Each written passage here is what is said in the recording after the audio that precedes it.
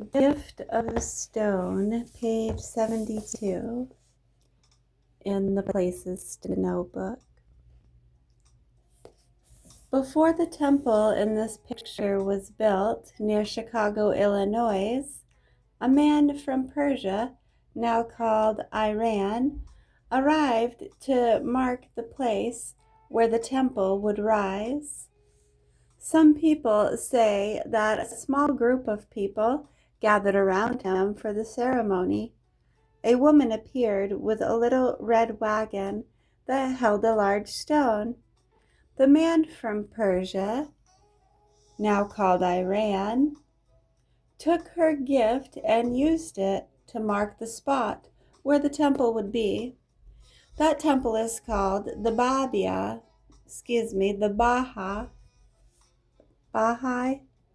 how do you say it? The temple called, we'll just say Baha. The Baha House. Who let the dogs out? The Baha House of Worship. Baha'i, thank you. Oh yeah, say Baha'i. It was named for a man called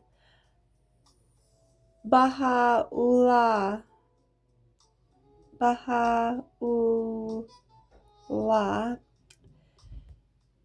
who was the founder of the Baha'i religion. If you visit the famous temple, you can see the gift of the stone enshrined inside. This winter scene shows the Baha'i House of Worship near Chicago, Illinois. A church museum. The view of Istanbul, Turkey. This view of Istanbul,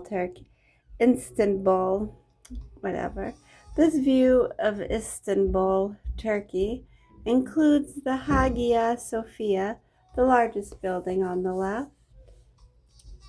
Some of the walls inside the Hagia Sophia are decorated with colored tiles. It's very beautiful. A church museum. If you become a famous soldier, you might have a city named for you. That's what happened to a great warrior named Constantine. When he was crowned emperor of the Roman Empire long ago, he left Rome and built a new city called Constantinople. In Constantinople, he built a church called Hagia Sophia, which means Holy Wisdom.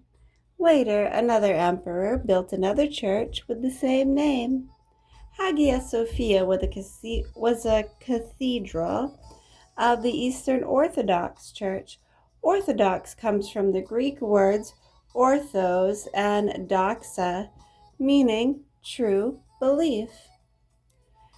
Constantinople today is called Istanbul, and Hagia Sophia, which has been both a cathedral and a mosque, is now a museum that overlooks the city. On one wall, you can see a picture of the great emperor, Constantine. The great Orthodox cathedral called St. Sophia in Los Angeles, California, resembles the ancient Hagia Sophia in Istanbul. Ooh, gargoyles in the gutters. This is one kind of gargoyle. The Cathedral of Notre Dame in Paris, France. Two gargoyles stick out above the statues alongside the huge rose window in the Cathedral of Notre Dame.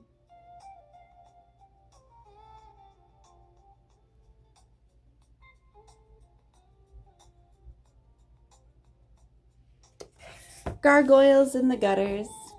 Is that a monster or a lion or a giant bird looking down from the church top?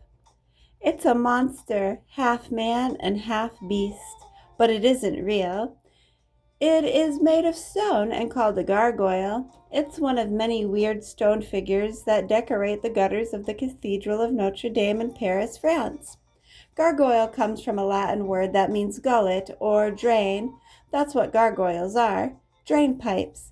Each gargoyle has a passageway inside that carries rainwater from the roof and out through the gargoyle's mouth. Notre Dame is an old cathedral that stands on an island in the Seine River in the center of Paris. Notre Dame, in the way the French say, Our Lady. Kings and queens were crowned in the cathedral, including the Emperor Napoleon and his Empress Josephine. The gargoyles have carried rain from the roof of the famous Cathedral of Notre Dame for more than 600 years. Bible Land. In this view of Jerusalem, the large building is the Dome of the Rock, just behind the walls of the Old City. The new sections of Jerusalem rise in the distance. The Bible is a sacred book for Jews and Christians. The Christian Bible has two parts, the Old Testament and the New Testament. The Jewish Bible is the Old Testament. The word Bible comes from the Greek word Biblia, that means books.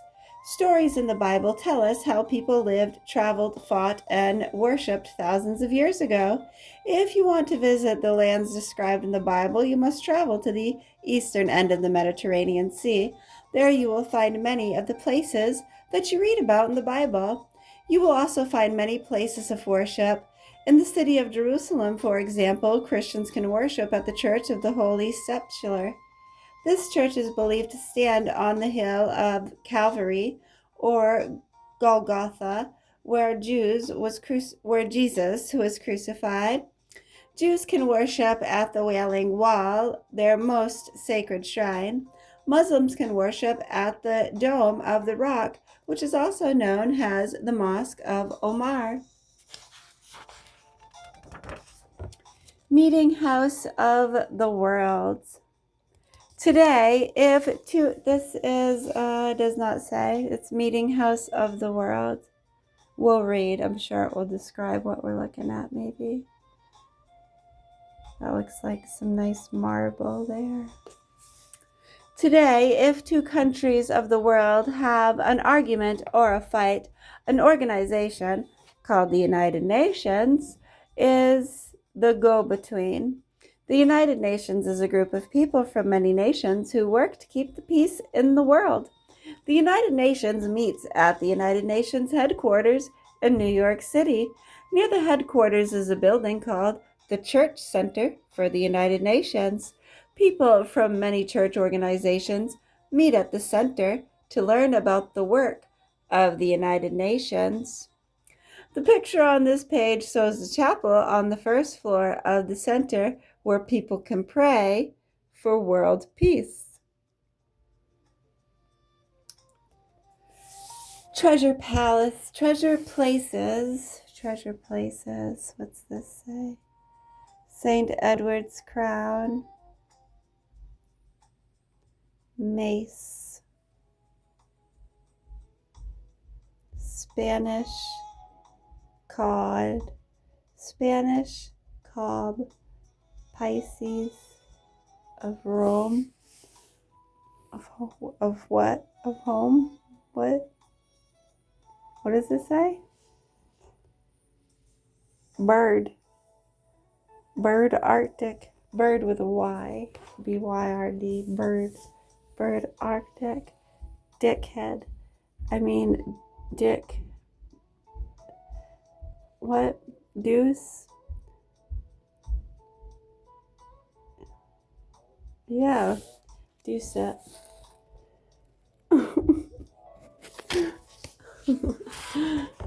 Alright, you let me know. Let's see, what is this? In the Raj, how do you say this? Rascasina Museum. How do you say it? Ricks? Does it just say Ricks? In the Ricks Museum. Is that where you get rickets from? in the Rijksmuseum in Amsterdam, the Netherlands. That kind of makes sense if you think about it. In the Prado Museum in Madrid, Spain, and the Metropolitan, and in the Metropolitan Museum of Art in New York City, in the Uffizi Gallery in Florence, Italy. Uffizi. Buildings just for pictures. Most buildings are built for people to live in, work in, or go to school in, but some buildings are built just to hang pictures in. These buildings are called art museums.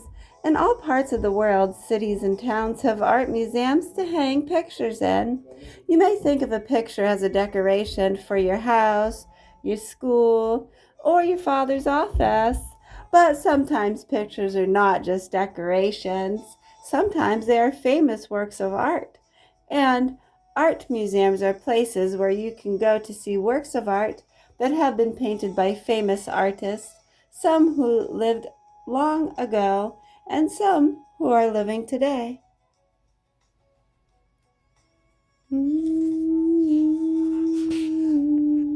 From fort to picture house. Winged Victory, the Mona Lisa, and Venus de Milo are some of the many art treasures in the Louvre. Isn't that where there was just a robbery? A famous art museum in Paris, France. One of like the biggest heists in the history of humankind. No, not really. I mean, it was pretty good, huh? Would they do that in under 4 minutes? Crazy. They say it was an inside job. Yeah, it was like a few months before that. The security team told them, this place is going to be robbed. You don't amp up the security. So they didn't amp up the security. So they're like, okay, we might as well do it.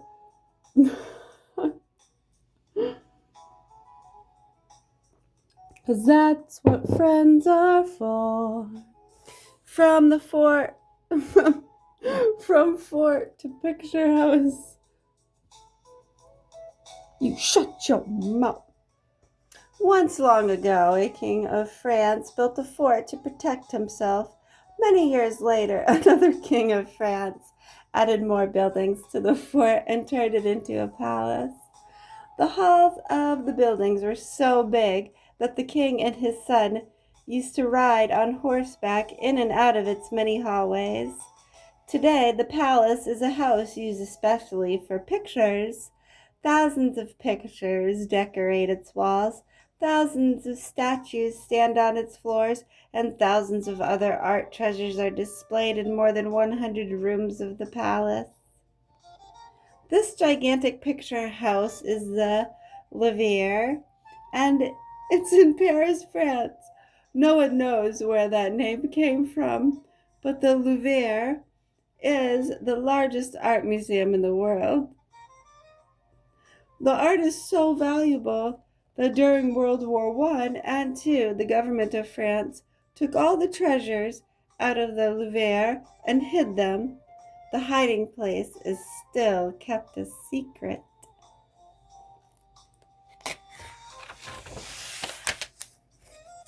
The Towers of London is really a group of buildings.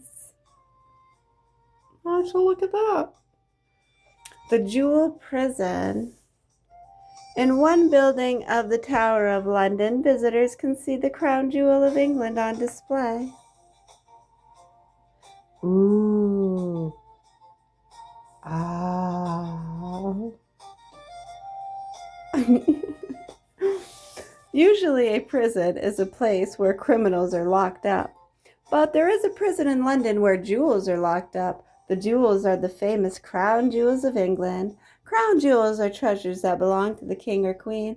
The crown jewels are imprisoned in a place called the Tower of London. The tower is really more than one tower. It is a group of buildings. One was a fortress, another was a home for royalty, and another was a prison. A high wall and a moat surround the tower. Many famous English people heard the dreaded words, "You are sentenced to the tower," and some, like Lady Jane Grey, King Edward IV, and his brother, the Duke of York, were killed there. Excuse me, Edward V. But now the tower is a showplace where the crown jewels are on display. In the Tower of London, you can see crowns and rings, scepters and orbs, rods and spurs, and swords and bracelets set with precious stones.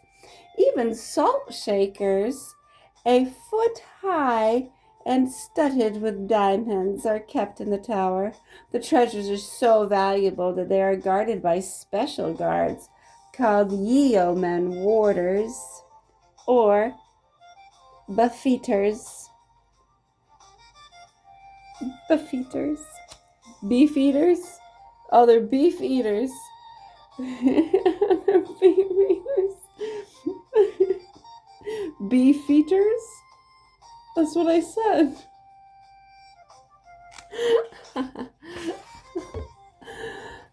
The bell no one rings.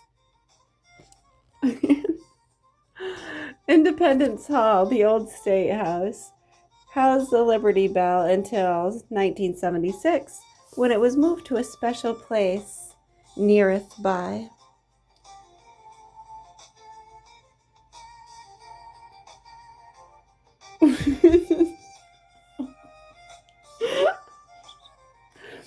Bong, bong, bong. It was July 8th, 1776. The tolling of the big bell in the tower of the Pennsylvania State House told the people of Philadelphia that the Declaration of Independence had been adopted. For more than 20 years, since 1753, the bell had called lawmakers to the assembly and signaled the opening of court. Now, the bell was doing what it seemed to have been made for, telling the people they were free. For around the upper part of the bell, there are these words from the Bible: "Proclaim liberty throughout all the land unto the inhabitants thereof." At one time during the War for Independence, people feared the British would capture the bell and melt it down to make cannons, so they hid it under a church floor for a year. After the bell was returned to its tower, it was rung every 4th of July, but the Liberty Bell, as it has come to be called, rings no longer. It cracked in 1835 while tolling during the funeral of Chief Justice John Marshall. Mirror, mirror on the wall, who's the fairest one of all? The Versailles Palace of Gardens near Paris, France. Ooh. Ah. The Hall of Mirrors in Versailles Palace. If you were walking through the Hall of Mirrors in the Versailles Palace near Paris, France, you would see so many mirrors that you wouldn't know which one to look in first. Almost anywhere you stood, you could see yourself from the front or from the back, from the right side or from the left side. The Versailles Palace was built many years ago by a French king, Louis the XIV.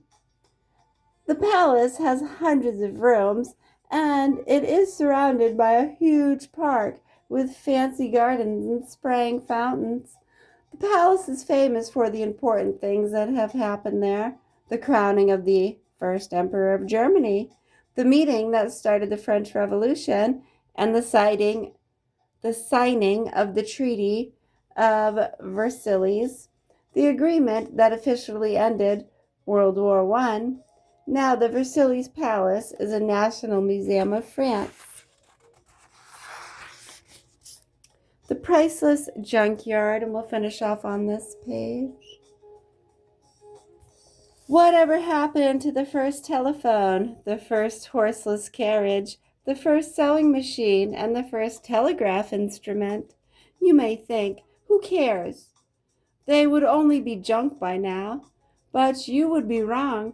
These things may be old, but they are not junk. They are an important part of history of inventions in the United States.